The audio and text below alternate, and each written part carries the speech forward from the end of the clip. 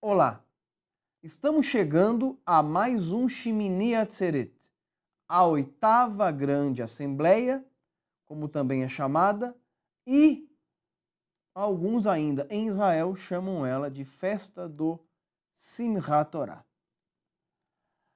A festa de Shemini Atzeret, como é citado na Torá, significa literalmente oitava reunião, o oitavo ajuntamento.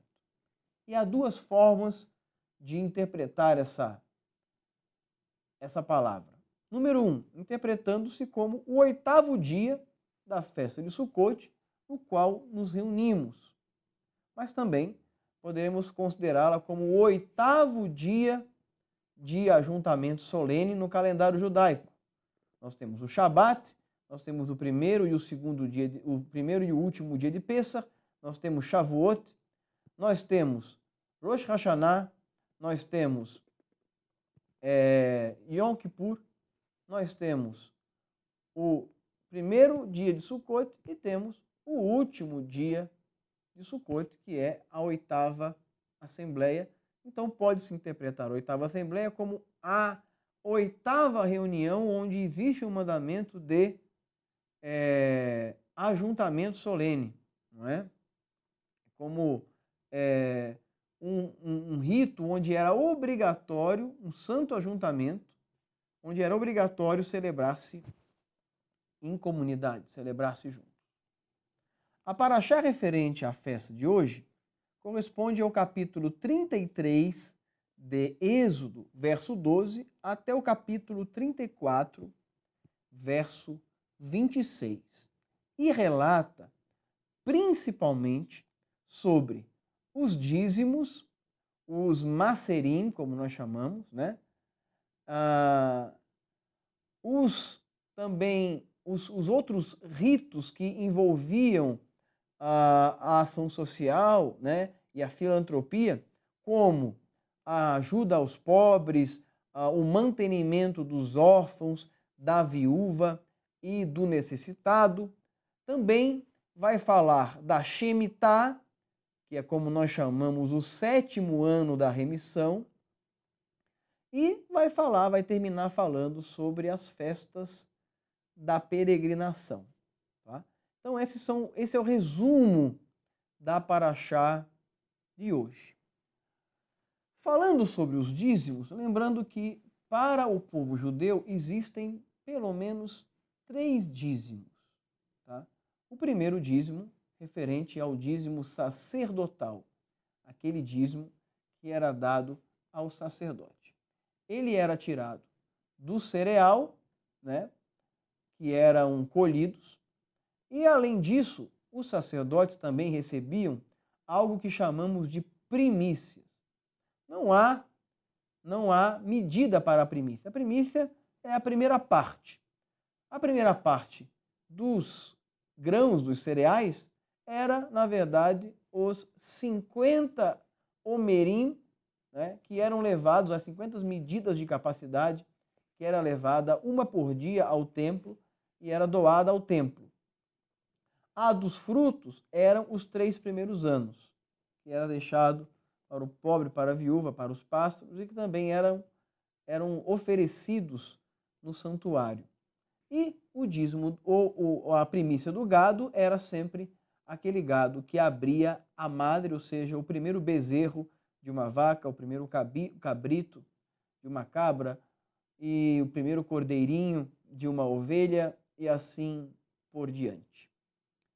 As contribuições relacionadas na Torá são mandamentos perpétuos e por isso permanecem em franco cumprimento nos nossos dias. Hoje, nós vivemos numa sociedade diferente, uma sociedade que não mais se baseia na economia agrícola predominantemente, é uma comunidade que, em boa parte, é uma comunidade assalariada. Então, algumas pessoas perguntam, o assalariado deve dar o dízimo, sendo que nas épocas bíblicas não era assim? Sim, o assalariado deve separar o maaser, a dízima ou o dízimo de tudo aquilo que ele recebe. Diferente daquela época, aquilo que as pessoas confundem com empregados, eram, na verdade, escravos que trabalhavam dentro da terra de seus senhores e que, portanto, não tinham rendimentos e não tinham como dar o dízimo daquilo que não tinham a oferecer. Eles recebiam de forma diferente, então não havia dízima para estes. E tudo aquilo que eles escolhiam, seus patrões, seus chefes, já davam o dízimo, portanto, não era tributável aquilo que eles colhiam. Nos dias de hoje, a forma de lidar com o trabalho é diferente. E nós recebemos aquilo pelo qual fazemos e somos remunerados por isso. Então, há um que nós chamamos de troca de capital. Eu tenho um capital intelectual, um capital de força de trabalho ou um determinado talento, e eu coloco, ou um conhecimento específico, uma profissão, e eu coloco isso a serviço do empregador ou a serviço de um trabalho onde eu me coloco como profissional liberal ou através de um empregador, e eu faço uma troca. Eu lhe dou o meu capital produtivo e ele me remunera com o capital monetário. Então, sim, esse capital que eu recebo como troca do meu capital produtivo pelo capital monetário, sim, esse incide, sim, a mitzvah do maaser, a mitzvah do dízimo. E o dízimo deve ser dado do lucro, não é? Ou seja, daquilo que realmente eu ganho, não é? Então, se eu sou um profissional liberal ou se eu sou um empresário, eu devo dar o dízimo de duas formas. Eu posso dar sobre o meu prolabore, ou seja, sobre aquilo que eu retiro dos meus rendimentos mensais, mas no final eu terei de dar também o dízimo sobre todo o capital gerado pela minha empresa ao longo daquele ano. No fim do ano, quando eu fizer o balanço, o capital também é tributável, porque o capital gera capital. Aquele capital já tributado, aquele capital pelo qual eu já dizimei, ou que eu comprei com dinheiro já dizimado, eu então não preciso reincidir sobre o maaser. Agora, o maaser são três, na verdade, são três maaserinhos. O dízimo dos sacerdotes, que naquela época era dado ao templo e sustentava a classe sacerdotal, e que hoje também é fornecido para as sinagogas, para os lugares onde as pessoas congregam-se, e que serve para manter a estrutura eclesiástica, a estrutura clerical, vamos dizer assim, vamos chamar assim, não é? Aquela classe de pessoas que se dedicam a ensinar as demais pessoas e que vivem e que justificam um trabalho integralmente vinculado à obra que administra. Então, sim, existe esse dízimo. Existe o segundo dízimo, que é o dízimo das festas. Esse dízimo é administrado individualmente e não é dado congregacionalmente. Esses dízimos servem para a celebração das festas. Na época, eram utilizados para fazer-se as viagens e os sacrifícios necessários para as festividades. Hoje é usado de forma livre por aqueles que o guardam para fazerem suas doações nas épocas das festas e para que as festas sejam comemoradas com a pompa, com a alegria e com o vigor que lhes é característico.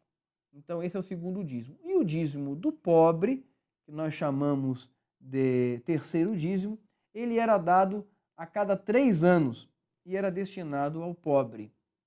Hoje, para que nós possamos fazer isso de forma mais democrática e mais viável, nós costumamos fazer, então, uma doação de 1/3 do dízimo, ou seja, se eu ganho R$ 1.000, eu tenho o dízimo de R$ 100 e tenho o dízimo das festas que eu guardo comigo e uso como eu achar que devo, não é? Desde que voltado para as festas, e o terceiro dízimo, que é 1/3 de R$ 100, portanto, cerca de R$ 33 com 33 centavos e assim por diante.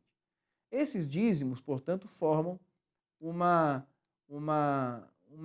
capa de proteção para que os nossos pobres sejam mantidos, a classe dos que se dedicam ao ministério da palavra também sejam mantidos e toda a estrutura congregacional seja mantida. Além disso, existe a tzedakah, que é aquilo que nós damos livre e espontaneamente. A festa de Shemini Atzeret, profeticamente, aponta também para o fim dos dias. Nós dissemos aqui que, no nosso encontro anterior, que a festa de Sukkot ela é uma lembrança do milênio, não é? Do reino do Mashiach, do Miketz Yamin, do Mahut Hashamayim. Mas o Shemini Atzeret, a oitava grande assembleia, é aquilo que vem depois, é aquilo que vem após o reino messiânico, que é a chegada da Nova Jerusalém. Em Apocalipse, capítulo 21, é dito: eis o tabernáculo de Deus entre os homens, referindo-se, nesse caso, à Nova Jerusalém. Portanto, o Shemini Atzeret, a oitava grande assembleia, fala do grande ajuntamento entre Deus e o seu povo e a humanidade que se dará novamente.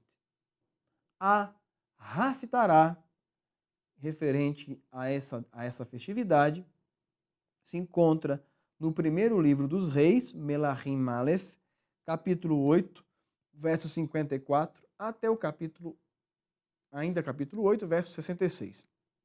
Então, o capítulo 8 de 1 Reis, versículos 54 a 66. E menciona a conclusão da construção do templo de Salomão e sua oração dedicatória da casa de Deus, do templo, do Beit HaMikdash. Esse templo seria destruído posteriormente por Nabucodonosor, reconstruído cerca de 70 anos depois, destruído novamente na época do Império Romano pelo general Tito, e de lá para cá nunca mais reconstruído. Esperamos que em breve Mashiach possa chegar para reconstruir o terceiro templo, dar início ao reino de Deus na terra através de seu mandato inicial de 1000 anos. Esperamos que novamente o tabernáculo de Deus possa estar entre os homens através da Nova Jerusalém, que jamais será destruída. Nela estará a árvore da vida, que servirá de cura para as nações, um símbolo da Torá, que regerá as nações, porque de Sião sairá a Torá e a palavra de Deus de Jerusalém. E a Torá, sendo a árvore da vida para os que nela se apegam, e os que nela se apoiam são bem-aventurados. Seus caminhos são caminhos agradáveis, e todas as suas veredas são de paz. Um bom Simchat Torá para você, um feliz Shemini Atzeret, e isso conclui nossas festas de outono.